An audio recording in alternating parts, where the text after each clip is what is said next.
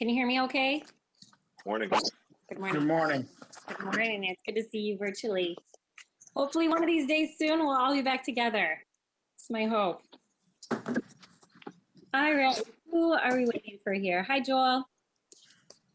There's Commissioner. Good morning. Good morning. All right, I think we're all here. So we'll go ahead and call the Committee of the Whole to order. Commissioners, we have 3 action items before us this morning and then a presentation by Ms. Turkelson. So we'll go ahead and get started with the first resolution. This is a resolution to extend a City Commission policy to allow certain outdoor temporary uses and structures on private property until November 1 of 2021. Can I get a motion? So moved. Support. All right. Thank you. Moved and supported. We have Ms. Turkelson here to tell us about this item, although I think we're all well aware of this item and the issue at hand. So, Ms. Turkelson? Good morning, Commission, and thank you for the opportunity to speak to you today. In September of 2020, City Commission adopted a policy for a temporary use permit policy that provided greater flexibility in the use of outdoor space on private property for businesses that are impacted by COVID restrictions. Since September, more than 120 temporary use permits associated with this policy have been issued to local businesses. Development Center staff remain committed to being flexible, creative, and compassionate. The current policy is set to expire on May 31st. However, COVID continues to cause unprecedented economic disruptions. With ongoing restrictions, including occupancy limits, combined with consumer concern, demonstrates a clear need for continued relief. For these reasons, staff is requesting an extension of the policy from May 31st to November 1st. The city and our partners will continue to monitor the public health crisis, our ongoing business recovery progress, and consumer demand for outdoor dining as we approach the fall. Actual conditions will help us determine our recommended next steps, which may include a further extension of the temporary use policy. With that, I will turn it back over to the Commission. If you have any questions, you can let me know. Thank you. Commissioners, any questions or comments about this item? All right, seeing none, I'll turn to our City Clerk to call for the vote. Commissioner Isasi? Yes. Commissioner Repart? Yes. Commissioner Lanier? Aye. Commissioner Jones? Yes. Commissioner O'Connor? Yes. Commissioner Moody? Yes. Mayor Bliss? Yes, it carries.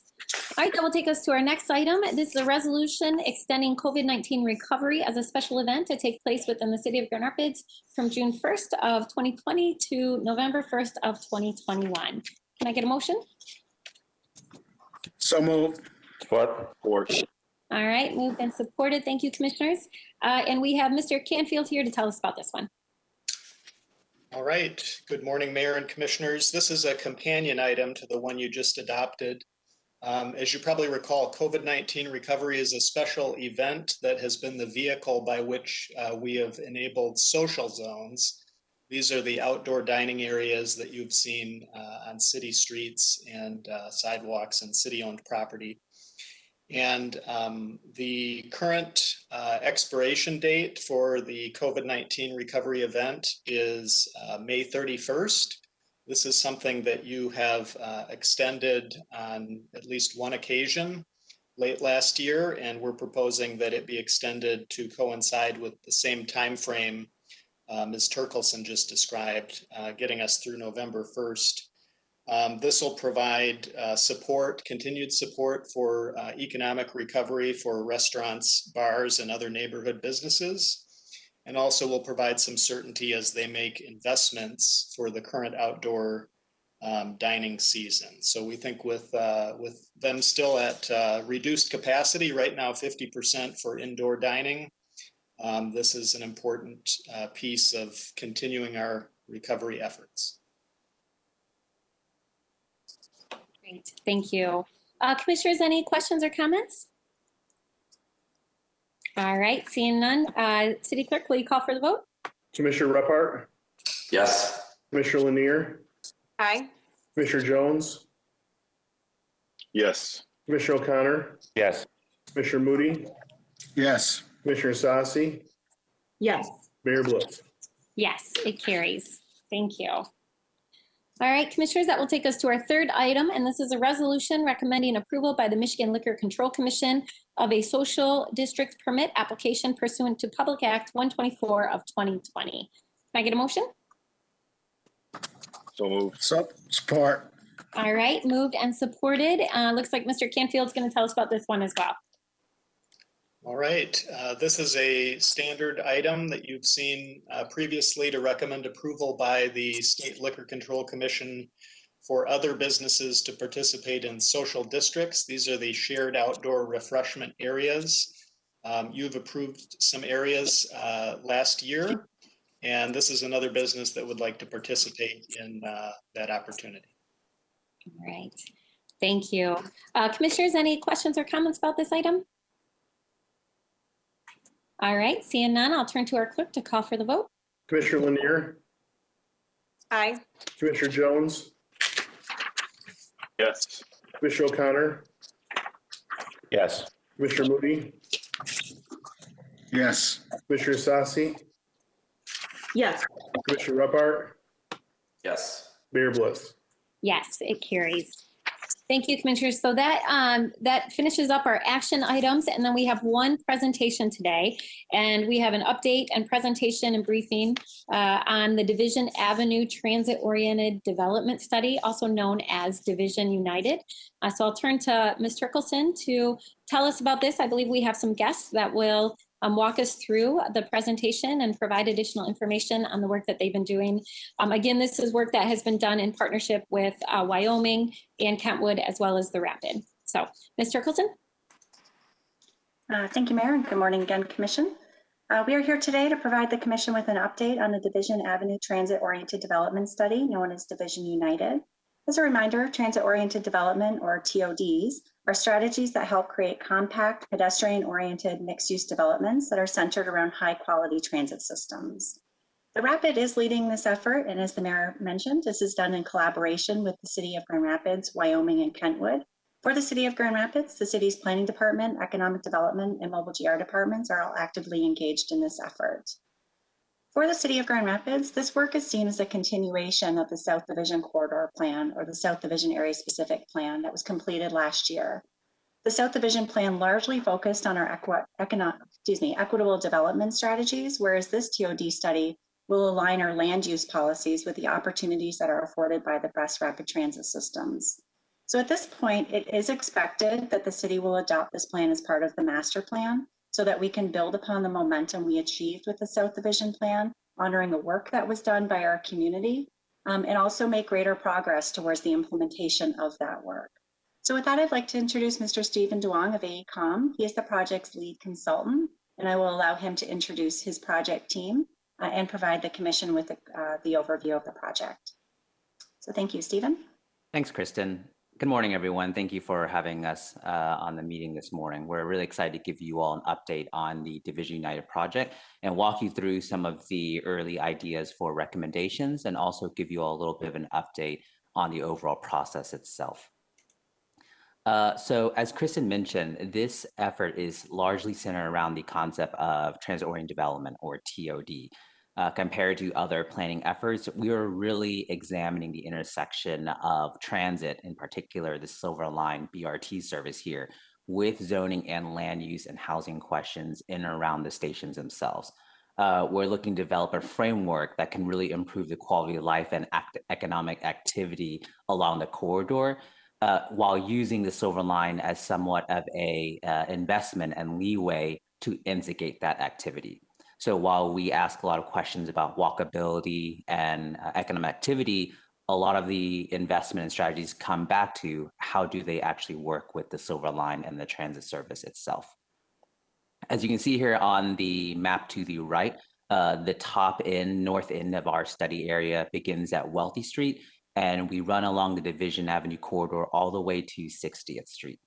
As you'll see throughout our presentation, our concepts, our recommendations are broadly broken up into 5 categories: mobility, economic development, the built environment, quality of place, and community identity.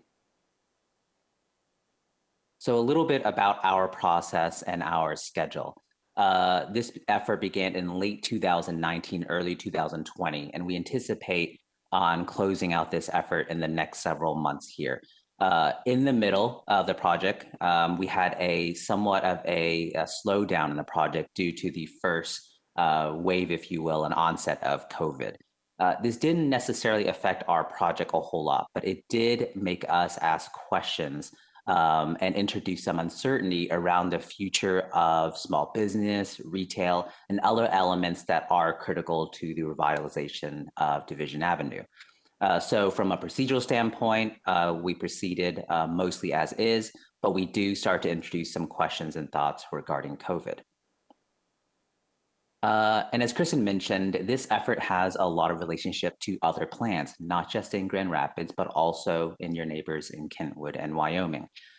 We see this as Kristen said, a continuation of your prior efforts, most especially the South Division Corridor Plan, but also other initiatives such as your equity framework, your housing study, and other initiatives. As we said earlier, the intersection really here of Division United compared to your other efforts is around that relationship with transit and transit service and what it can do for a community. We're also using this effort to pull some of the elements that you all have already begun investigating, such as the equity framework, and begin introducing similar questions into Wyoming and Kentwood so that the Division Avenue corridor has a holistic and complete vision, regardless of which community it's moving through. My colleague, Lene Wells, is also on the line here, and she'll be available to answer questions and give more insight into our overall public engagement timeline. But real briefly, let me walk you all through some of the major milestones of our engagement effort, and especially how we've had to pivot during COVID. We began this effort with a branding and creative exercise about Division United. That's a name that we developed during this project and really speaks to the idea that we wanted to emphasize that Division Avenue should be a uniting element across the communities north, south, west, east along the corridor. Despite them being different communities with different contexts and different needs, we wanted to think about the corridor itself as something that could bring people together. We did various interviews with stakeholders, developers, community members, and we also utilized a community connector model in which we had folks in the community join our project team as core members and really help connect us to some of the conversations and sentiment and history that exists along the corridor. Some of you were able to participate in some of our recent events, including both the Better Block event and the Incremental Development Workshop. The Better Block events, for those of you who are not aware, were a series of public space activation events where we brought in our colleagues and other partners to really turn underutilized spaces such as parking lots and vacant parcels and do something more interesting. And the intent there is to really change folks' perception of what some of these vacant places could be, that a parking lot doesn't always have to stay as a parking lot, and a vacant parcel could be so much more. Building on those Better Block events, we also hosted the Incremental Development Workshops. A significant portion of our effort has been focused on community capacity building. And for us in the Division United project, that means working with community members to help and teach them how to become agents of change in their own community. That means that they are learning how to take the first steps in accessing capital and becoming small-scale developers in their community so that they can become builders of duplexes, of small-scale residential, and other incremental development projects that over time really shift the identity and the activity of the corridor and lead to greater change down the road. So these are some of the highlights of our engagement process. As I said earlier, my colleague Lene is on hand to answer questions and dive deeper if you'd all like.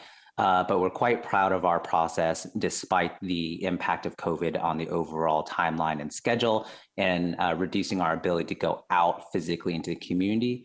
We've pivoted to a lot of virtual engagement, including these workshops that I just mentioned.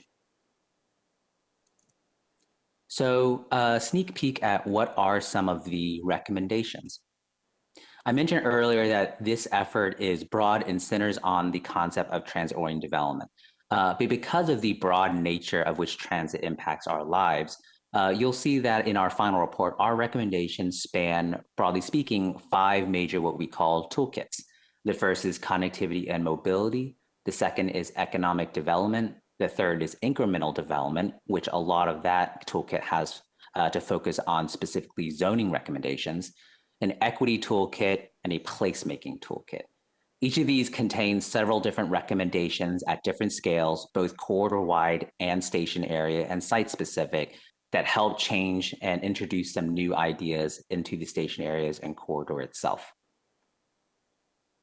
Those 5 toolkits I mentioned broadly cover about 15 recommendations, or sorry, 15 high-level strategies. You can see, I'm not going to necessarily read these all out for you, but you can kind of scan it and see that these high-level strategies cover a wide variety of ideas and domains of city building process, whether it's workforce development, whether it's equitable and inclusionary housing or zoning. Our strategies cover a wide variety of areas. But I want to focus on 2 specific areas for you all today, just to give you an introduction to the way we've been approaching this effort. In terms of a corridor development process and a unifying vision, a lot of it starts and ends with the station area design itself. So for instance, at the intersection of Burton Division here, you can see that we are providing site-specific and station area-specific site planning with associated recommendations and associated intervention policies, such as zoning changes. We'll also introduce a lot of imagery that helps visualize and represent what kind of businesses we mean when we say we want to bring in live-work apartments. What do we mean when we say facade improvements? And some of these recommendations also include reconfiguring or replatting some of the parcels to make different development opportunities that don't currently exist. And another example is at the Kroc Center. We've done the same thing, except here you can see that perhaps instead focusing a little less on live-work units and some mixed-use environment, we're focusing more on playing up the west-east connection at the Kroc Center so that a greater number of folks in the community can access the amenities at the Kroc Center through a west-east park connection at Plaster Creek Boulevard there. Even thinking about introducing some small park area in what is currently mostly a drainage facility. I want to emphasize that the stationary plans are also couched in a broader connectivity strategy, as I referenced just now, that connects Division Avenue not only north to south, but also west to east, utilizing and recommending strategies and options that are multimodal in nature, whether they're bicycle scooter connections, sidewalk connections, mid-block crossings, or potentially even adjustments to the actual Silver Line and transit service itself. And finally, I want to close with the idea of inclusionary and equitable development. We know that TOD, to be its most effective, needs to serve as a policy instrument as opposed to strictly design guidelines. And that means that focusing on anti-displacement as part of our TOD framework is critical. We know you all have done a lot of work in this space already. Kentwood and Wyoming have invested less effort thus far in this idea.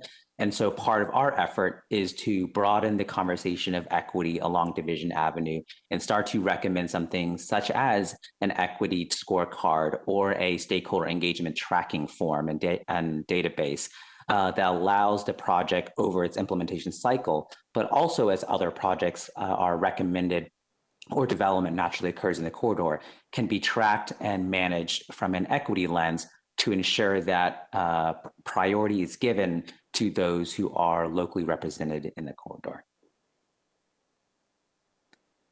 So next steps for our process. Excuse me. We're presenting to you all today. We'll be hosting a series of virtual town halls in several weeks here where we introduce these 15 high-level strategies and many of the recommendations to the public for a last round of feedback. And we'll be closing with a final steering committee. And then post that final steering committee, we'll be working with folks like Kristen and her counterparts at the other cities and the Rapid for implementation, whether that means formal adoption as part of the master planning process or amendments or any other mechanism that the cities find appropriate. That's it for our quick presentation update for this effort. I think if it's appropriate, we can open the floor to questions now, unless Kristen, you have any closing statements. And I'd like to remind folks that my colleague Lene is also on the line, should you have questions regarding the engagement process. Thank you for that presentation. Oh, go ahead, Ms. Turkelson. I was just going to say the exact same thing. Thank you for the presentation, Stephen. And of course, we'll be available for any commissioner questions. Great, thanks. Maybe if we could get the presentation taken down so that I can see everyone, that would be great. There we go. All right, so let me open it up for questions. Commissioners, any questions or comments?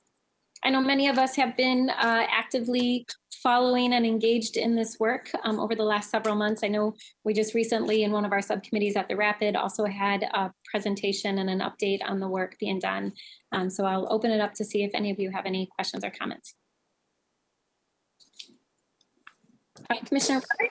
Go ahead. Yeah, I just want to give my thanks to everybody who's been working on this. It's been, with COVID, it's been a little bit harder for me to stay as closely tracking with it as I was pre-COVID. But, you know, as you said, we've got some really great plans on South Division. And so this just adds another layer of depth and a layer of thoughtfulness. And I think that that's going to really going to produce great results as people start to look down Division to do projects. And so I'm grateful for the team. I'm grateful for the thoughtfulness and the engagement and really the persistence to get good engagement through COVID.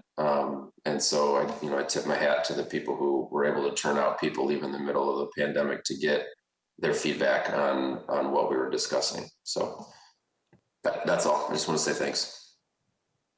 Thank you, Commissioner. I echo your comments. And the other thing that I've been impressed with and I'm really grateful for is the multi-jurisdictional approach. And I know our peers and my colleagues in Wyoming and Kentwood are also really appreciative of this opportunity and really thinking about that corridor as a whole and seeing the connectivity between the cities. So thank you for all your work in that effort as well. Commissioners, other questions or comments? Commissioner O'Connor? Yeah, thank you, Mayor. I'm really excited to see this come into place. You know, I think obviously the Silver Line went in well before my time as a city commissioner, but I think one of the frustrations I've had is, I certainly think we can celebrate the Silver Line as a successful transit corridor to move people and to help eliminate parking, but we have not seen the scale of economic development along that corridor that I think was advertised when we did that. So trying to figure out how to continue to align these resources to promote future development is, I think, key to the long-term success of this. One thing I'm really interested in is I saw, it was in 2018, the city of Los Angeles, they passed, I think it was a community vote actually to change some guidelines around, I think they call them transit-oriented communities there, basically what are bus rapid transit lines, where they allowed for increases in density, heights, scale of projects along transit corridors tied to housing outcomes. And knowing that we have obviously a need for additional housing units in Grand Rapids, as we look to how we implement land use changes along this corridor, and I'm hopeful that we can consider some density bonuses and some height bonuses and some things that are maybe outside the norm in terms of helping provide those outcomes along these transit corridors. Both the Silver Line and eventually the Laker Line. Just kind of putting that out there. I think it's really, a lot of stuff. Times we only allow a certain number of units or a certain number of heights, but these are the places it makes sense to put big density projects because people can get on a bus rapid transit line and not have to have a vehicle, and so it cuts down on parking lot expenses, it cuts down on vehicle expenses for end users, and so I'm really hopeful that we can try to align some of the land use policy to go along with things like that. Excellent point, Commissioner. Commissioner Isasi? Thank you for the presentation as well. It was a warm September that Saturday that Commissioner Lanier and I actually got to go to the celebration event. There was a lot of, I think you guys had over 60 people, Kristen, and lots of people from city departments, from our GRPD, and business owners, and that was one of those events where it kind of felt a little normal. So glad to see, this work continuing, and it's not just, those celebrations are in my mind. My questions are around, thinking about the employment opportunities that are just, a block west, sort of in that industrial corridor, but also two schools, Burton and Buchanan Elementary. And so just wondering, are there some tidbits from those connection points with employer that are adjacent to Division and also on the school side? Thank you. Sure, I can speak to that if that's all right. Yes, those are some of the elements where really focusing on our safety and connectivity to the schools, because we want folks to use the Silver Line as an option if they want to get to school. And we actually know that those industrial centers are key critical employment centers along the corridor in the community. So while they are adjacent in some ways to residential uses, we're not under, I would say, an illusion what we think that those industrial uses should necessarily be replaced or disconnected for any reason, because they are critical employment centers. So to answer it quickly, yes, we're focused on both of those connections, more so for the safety on the school side and more as access to opportunity and jobs on the industrial side. Thank you. Commissioner Jones? Yeah, thank you, Mayor. And thank you so much for the presentation.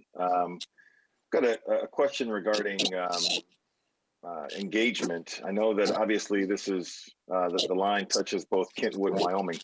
Was wondering if the county had a chance to chime in, seeing that this is very much, the continuity of three cities within the county. And just I'm curious to see if there was an opportunity for them to provide some, some feedback, get some engagement with the county.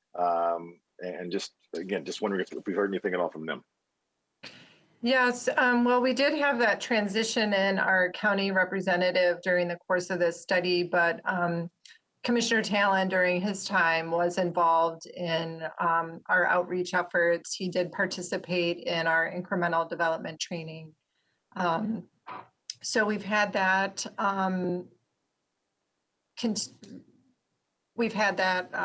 engagement with our county representative, but I'd really like to see them more involved as we move forward. So thank you for raising that bar for us, Commissioner.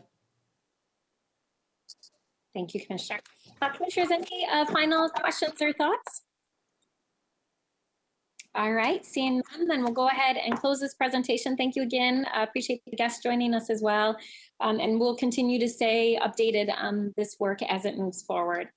So with that, Commissioners, that takes us to the end of our agenda for our Committee of the Whole. We do have Economic Development Project Team today at 12:30.